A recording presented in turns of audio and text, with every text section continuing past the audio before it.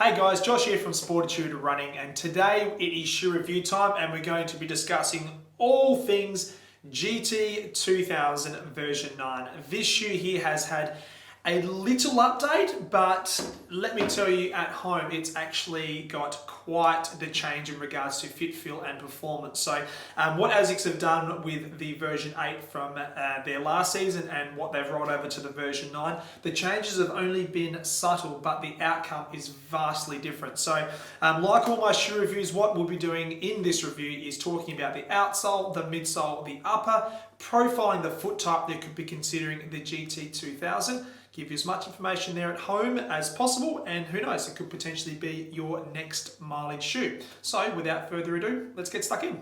So first thing we're going to do with regards to the GT-2000 version 9 is talk about the foot type that could be considering this running shoe. Okay, so when we're talking about this shoe here, it is built on a support system. So on the medial side through here, we've got the dynamic Duomax arch support. So Asics patented technology where they just change the density of foam on that medial side of the midsole to provide a little bit of arch support for that foot type like this that comes through heel strike to mid starts, that ever so slightly collapses through this region through here. So what we're doing is we're just trying to assist that foot to slow down the rate of overpronation and minimize the amount of impact it'll have on the foot, shin, knee and hip. So look, pronation's not necessarily a bad thing. It's not a bad thing. It's just a runner's ability to absorb that impact. But with a running shoe like this, we don't necessarily want to intrude too much on their foot functionality. We just want to assist in slowing down the impact of overpronation. That's what Asics have done, and that's what other brands have done by producing some form of either dual density foam or guide rail support on that medial side through here. So Asics is no different with this shoe, and it's played true to what this shoe is all about over the last couple of decades as well. Let's get stuck into the engineering, because that's where the fun part of this shoe review is going to be all about. So what we'll do is we'll go outsole, midsole, upper, and we'll compare it to the version 8 and show you the subtle changes at home. So let's talk all things outsole first. So I'm going to hold the version 9 and I'm going to hold the version 8 in my hand through here.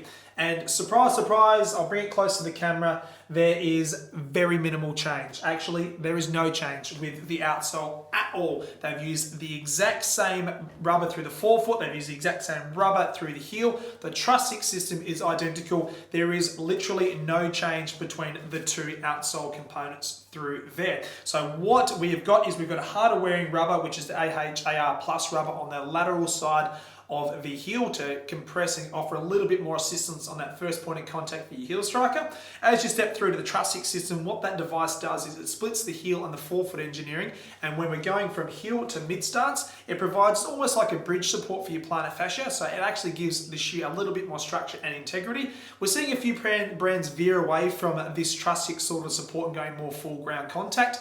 I mean, I personally like full ground contact, but I know and see what this device does for that heel striker, and it still has a place in this running shoe through here. So the truss-6 system just provides a little bit more rigidity and support through that mid-stance phase for your heel striker. As you come through to the forefoot, the rubber is a little bit thicker and a little bit softer. You're blown rubber, so it's going to provide a little bit of cushioning and flexibility on that forefoot toe off. So you've got 3 flex screws through the forefoot. You've got 1, 2, and 3.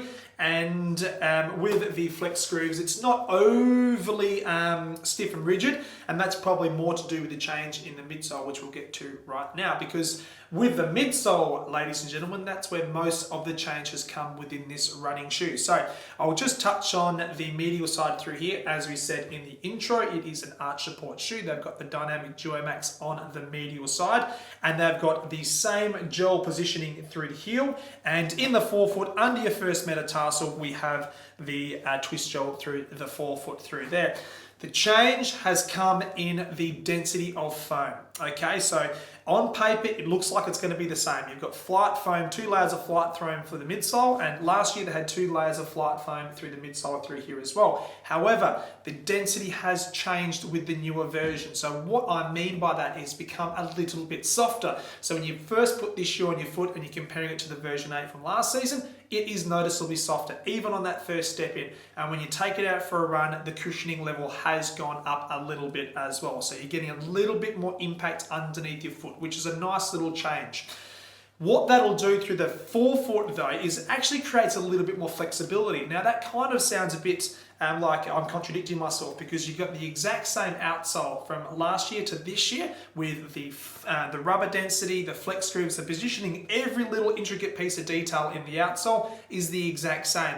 But the flexibility comes from the fact that this midsole through here is softer, okay? So it's going to flex a little bit more through that last phase of your gait cycle. Get a little bit more engagement to get yourself out of your toe off phase. While we're talking all things midsole, we're going to talk about the heel to toe drop. So in the men's, which I'm holding in my hand, we've got a 22mm heel and we have a 12mm forefoot for a variance of 10. So you get a 10mm heel to toe drop. In the ladies, it is so similar. It's not funny, it's just 1mm variance. So you've got 21mm through the heel and 11mm through the forefoot for, again, a variance of 10mm heel to toe drop through there. Let's talk about the upper now. So what Asics have done with this shoe, they have changed a little bit in regards to the structure and integrity of the upper.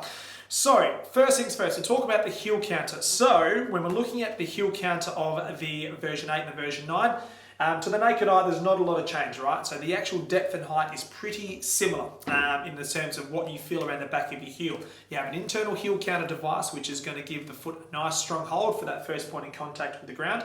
So when your foot comes down, hits the deck, you want to get obviously as much cushioning protection underneath the body as you can, but you also want to make sure that your foot's not going to move around on the platform, and that's what the internal heel counter structure will do.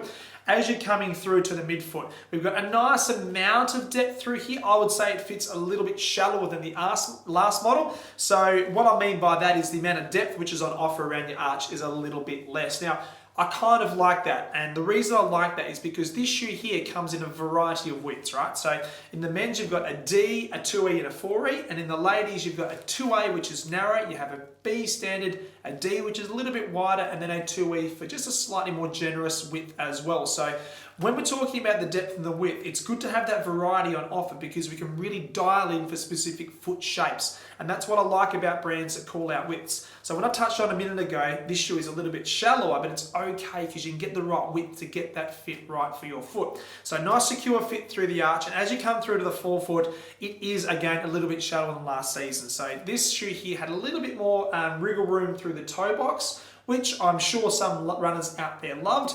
But obviously, Asics have just gone back to the drawing board and just ever so slightly secured that fit a little bit more through the forefoot. So, hey, there might be some people out there that prefer the fit of the old shoe, and that's going to happen from time to time when brands do change. But I firmly believe that this fit in the upper is a lot more dialed in than what it was in the previous version, and it fits pure to the foot. I really like how this shoe rolls in regards to the upper construction.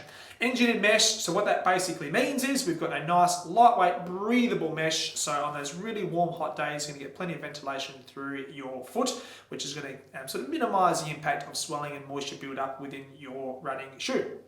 And also the structure and integrity around this toe box through here. It's obviously a topic of discussion. It has been for years and years and years with running shoes and brands sort of, maybe having some component of the upper that's not going to wear quite as durable.